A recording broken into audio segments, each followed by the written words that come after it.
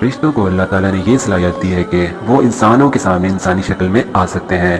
حضرت ابراہیم علیہ السلام نے ایک بار جب فرشتوں کو اصلی شکل میں دیکھا تو ان کا جسم آسمانوں سے بھی بلند تھا اور رنگ بالکل سیاہ تھا، اور ان کے جسم نے آسمانوں میں ہر چیز کو گھیرے ہوئے تھا۔ آپ صلی اللہ علیہ وآلہ وسلم نے سفر معراج پر جب ملک الموت کو دیکھا تو ان کے چار منہ تھے، جس میں سامنے کا منہ نور کا بنا ہوا تھا جس سے وہ نیک لوگوں کی روح کو قبض کرتے ہیں، جبکہ پیچھے کی طرف کا منہ آگ کا بنا ہے جس سے وہ کفار کی روح دردناک عذاب اور اذیت کے ساتھ نکالتے ہیں۔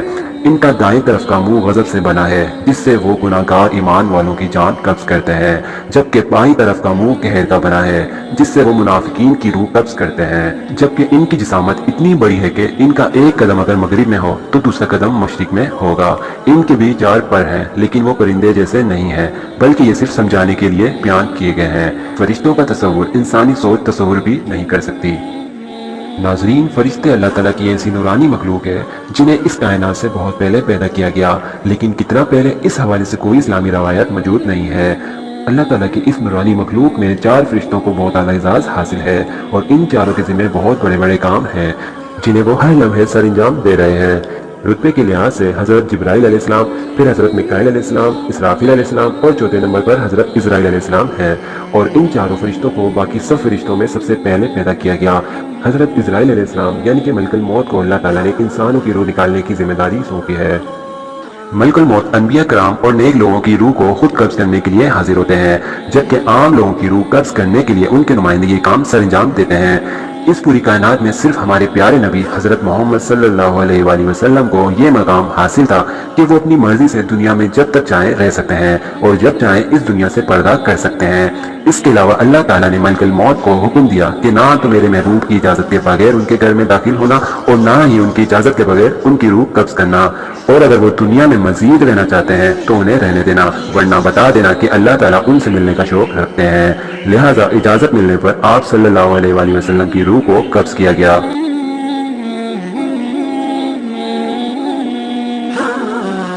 حضرت موسیٰ علیہ السلام اللہ تعالیٰ کے لاڈلے پیغمبر تھے۔ آپ کی روح قبض کرنے کے لیے جب حضرت عزرائیل علیہ السلام حاضر ہوئے اور اللہ کا حکم سنایا تو آپ نے جلال میں آ کر ملک الموت کو ایک تماچا رسید کر دیا جس سے ملک الموت کی ایک آنکھ نکل گئی۔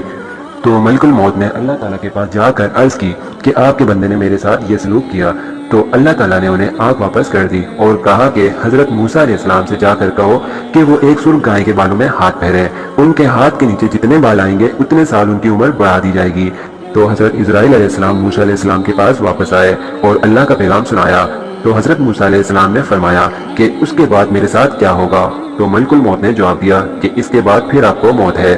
تو حضرت موسیٰ علیہ السلام نے عرض کی کہ آج ہی میری روح قبض کر لو۔ یہ روایت صحیح مسلم اور صحیح بخاری دونوں میں موجود ہے۔ اللہ تعالیٰ نے فرشتوں کے لیے زمین کو پلیٹ کی طرح ہموار کر دیا ہے جس سے وہ جب چاہیں ہر جگہ پہنچ سکتے ہیں اور کسی کی بھی جان لے سکتے ہیں، اور کوئی بھی موت سے نہیں بچ سکتا جب تک کہ اس کا ٹائم پورا نہ ہو جائے۔ قیامت کے روز جب شیطان لوگوں کو جہنم میں پہنچا چکا ہوگا اور نیک لوگ جنت میں داخل کیے جا رہے ہوں گے تو شیطان سمجھ جائے گا کہ اب میری موت کا وقت قریب ہے اور اللہ تعالیٰ نے قیامت تک کی جو زندگی دی تھی وہ ختم ہو گئی ہے، لہٰذا وہ سمندر کے ایک حصے سے غوطہ لگا کر دوسرے حصے سے باہر نکلنے کی کوشش کرے گا، تو وہاں ملک الموت پہلے سے موجود ہوں گے۔ اس کے بعد وہ پھر غوطہ لگائے گا اور سمندر کے تیسرے کونے سے نکلنے کی کوشش کرے گا، تو آگے پھر فرشتے پہلے سے کھڑے ہوئے ہوں گے اور یوں شیطان کی روح کو ملک الموت قبض کر لیں گے۔ آخر ملک الموت کو ہی روح قبض کرنے کی ذمہ داری کیوں دی گئی؟ اس کے پیچھے بھی ایک واقعہ موجود ہے۔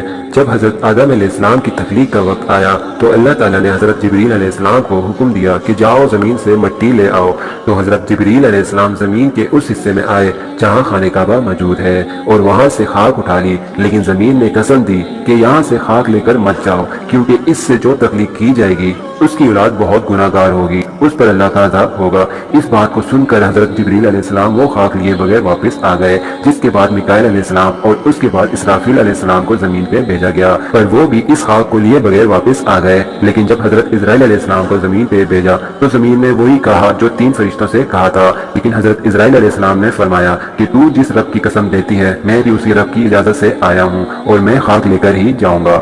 तब अल्लाह ने हजरत इजराइल अलैहिस्सलाम से फरमाया, इस मामले में तुम्हारा दिल बहुत सख्त है कि तुम किसी के मातम मनाने या कसम देने पर तुम अपना फैसला नहीं बदलोगे, लिहाजा इस खाक से पैदा होने वाली तख्लीक की रूह को कब्ज करने का जिम्मा तुम्हें देता हूँ। तो हजरत इजराइल अलैहिस्सलाम ने कहा कि इस तरह तो हजरत आदम अलैहिस्सलाम की औलाद मुझे अपना दुश्मन समझेगी। तो अल्लाह पाक ने फरमाया कि फिक्र ना करो, मैं हर शख्स की मौत की वजह मुकर्रर करूंगा।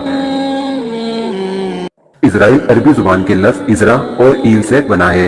इजरा का मतलब है बंदा और ईल का मतलब है खुदा, यानी अल्लाह का बंदा।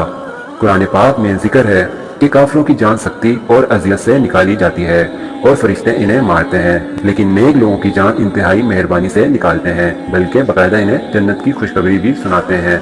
इस कायनात की हर चीज को मौत आनी है सिवाय अल्लाह के। उस रोज अल्लाह ताला 3 दफा पूछेंगे कि है कोई मेरी बराबरी का आज के रोज किसकी बादशाहत है, मेरे अलावा कोई खुदा है तो सामने आए। जब अल्लाह की पैदा करदा हर मखलूक को मौत आ जाएगी तो 4 फरिश्ते रह जाएंगे, लेकिन मलकुल मौत एक एक करके तीनों फरिश्तों की रूह को कब्ज करेंगे, यानी कि जिब्रील अलैहिस्सलाम, मिकाईल अलैहिस्सलाम और इसराफील अलैहिस्सलाम की रूह को। इसके बाद आखिर में अल्लाह पाक फरमाएंगे कि जब मैंने इंसानों को पैदा किया तो उनकी मौत का भी वक्त मुकर्रर किया, जो कि ख़त्म हो चुका है और कायनात की हर मखलूक को मौत आ चुकी है, लिहाजा तुम भी अब मर जाओ। लिहाजा अल्लाह के फरिश्ते यानी हजरत इजराइल अलैहिस्सलाम को अल्लाह के हुक्म से मौत आ जाएगी, जिसके बाद सिर्फ अल्लाह पाक का वजूद बाकी रह जाएगा, जिसके बाद फिर हर मखलूक को जिंदा किया जाएगा। अल्लाह पाक हमें सीधे रास्ते पे चलाए। अल्लाह पाक हम सबको दुनिया और आखिरत में कामयाब करे और हजरत इजराइल अलैहिस्सलाम हम सब मुसलमानों की जान इंतहाई मेहरबानी के साथ निकाले। आमीन।